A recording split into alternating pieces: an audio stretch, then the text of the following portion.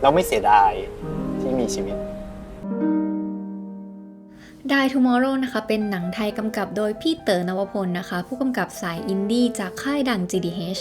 ซึ่งหนังเรื่องนี้เนี่ยก็จะถูกแบ่งออกเป็นตอนสั้นๆหลายๆตอนนะคะเชื่อมกันในธีมความตายนั่นเองเป็นความตายที่ simple และเรียบง่ายมากๆเลยค่ะสำหรับหนังเรื่องนี้เนี่ยมีความพิเศษของมันนะคะนั่นก็คือไม่สามารถเล่าเรื่องย่อได้จริงๆค่ะแล้วอีกอย่างนะคะถึงจะสปอยไปเนี่ยก็ไม่สามารถจะรู้สึกเหมือนกันได้หมดด้วยเป็นหนังที่มีความพิเศษมากๆเลยเนาะแต่วันนี้นะคะซินิโทรี่ก็จะมาพูดถึง1ตอนแรกนะคะของหนังเรื่องนี้กันเรื่องราวแรกนะคะเป็นเรื่องราวเกี่ยวกับกลุ่มว่าที่บัณฑิตหญิงที่เดินทางจะไปรับปริญญากันค่ะแต่ว่า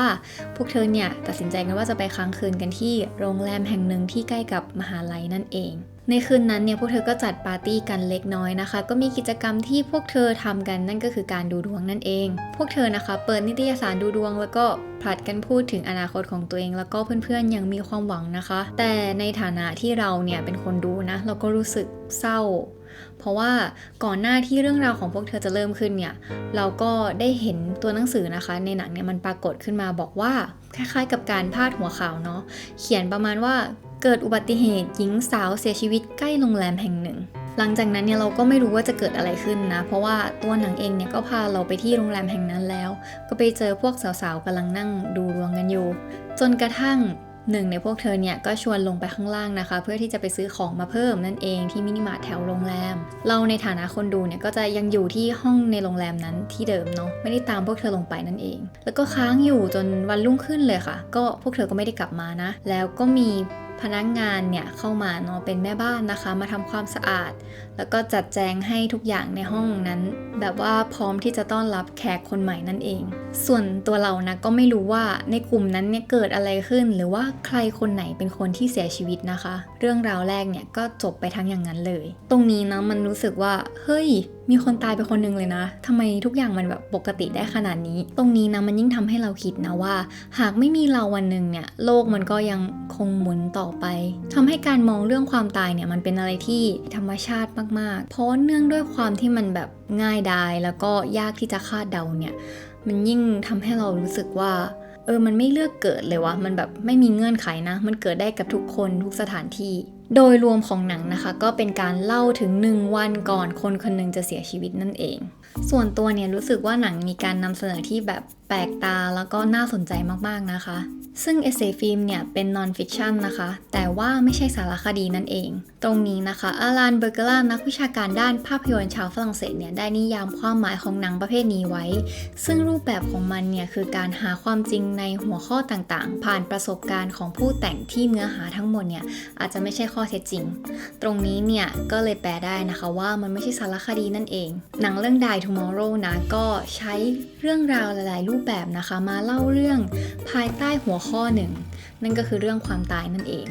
มีการนำเอาข้อเท็จจริงมาว่าทุกๆ1 วินาทีเนี่ยจะมีคนตาย2 คนแล้วก็มีการนำเรื่องราวที่แต่งขึ้นนะเกี่ยวกับความตายรูปแบบต่างๆที่เกิดขึ้นกับคนทั่วไปที่ไม่รู้จักกันด้วยแล้วก็มีการใช้ข้อคิดเห็นเกี่ยวกับความตายผ่านสายตาของคนรุ่นต่างๆนะคะไม่ว่าจะเป็นรุ่นเด็กหรือว่าคนที่ค่อนข้างมีอายุนั่นเองทั้งหมดตรงนี้นะคะไม่ว่าจะเป็นข้อเท็จจริงเรื่องที่แต่งขึ้นแล้วก็ความคิดเห็นเนี่ยมันรวมกันกลายมาเป็น Die Tomorrow นั่นเองต้องยอมรับนะว่าถึงบางตอนเนี่ยเราจะไม่ค่อยเก็ตบ้างก็เลยอาจจะไม่ enjoy แต่ว่าโดยรวมเนี่ยเรารู้สึกว่ามันเป็นการนำเสนอที่เราไม่รู้จักอะแล้วเราก็รู้สึกว่ามันแบบค่อนข้างน่าสนใจดีมากเลยค่ะ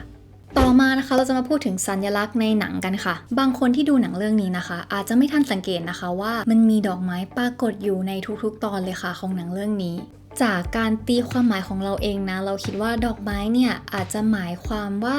คิดว่าดอกไม้นะคะอาจจะเป็นตัวแทนของชีวิตเล็กๆที่สวยงามของแต่ละคนนั่นเองเพราะแต่ละตอนนะคะมีการใช้ดอกไม้ต่างชนิดกันซึ่งตรงนี้อาจจะหมายถึง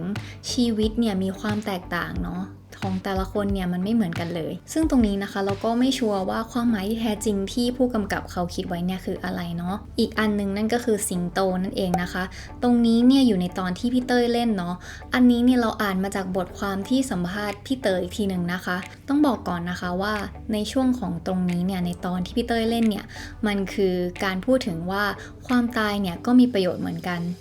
ซึ่งสิงโตที่ออกมาตรงนี้นะคะที่เป็นรูปปั้นเนี่ยก็สื่อถึงวัฏจักรชีวิตค่ะที่พอคนข้างบนจากไปคนข้างล่างก็จะมาแทนหรือเปรียบเทียบง่ายๆนะคะคือวัฏจักรของเจ้าป่านั่นเองที่คนข้างล่างจะได้รับผลประโยชน์จากการจากไปของคนที่อยู่ข้างบนถึงบางคนเนี่ยจะคิดว่าการตายเนี่ยมันอยู่ตรงข้ามกับการใช้ชีวิตนะแต่ว่าในหนังเรื่องนี้เนี่ยมันให้แง่คิดเนาะว่าจริงๆแล้วอะความตายอะมันก็เหมือนกับเป็นส่วนหนึ่งเป็นพาร์ทหนึ่งของการใช้ชีวิตเหมือนกันแล้วประสบการณ์ที่เราได้หลังจากดูหนังเรื่องนี้มันคือแบบมันแปลกมากคือเราดูหนังเรื่องนี้ในโรงนะคะแล้วพอออกมาจากโรงเนี่ยก็แบบเฮ้ยนึกถึงความตายเลยอะแบบว่าโทรหาแม่ก่อนดีไหมอะเดี๋ยวจะเกิดอะไรขึ้นหรือเปล่าอะไรอย่างเงี้ยอีกอย่างหนึ่งเนี่ยเราเนี่ยเห็นด้วยกับวลีหนึ่งนะคะที่เขาบอกว่าความตายเนี่ยทำให้ชีวิตเนี่ยมีความหมายมากขึ้นแล้วยิ่งพอดูเรื่องนี้เข้าไปนะ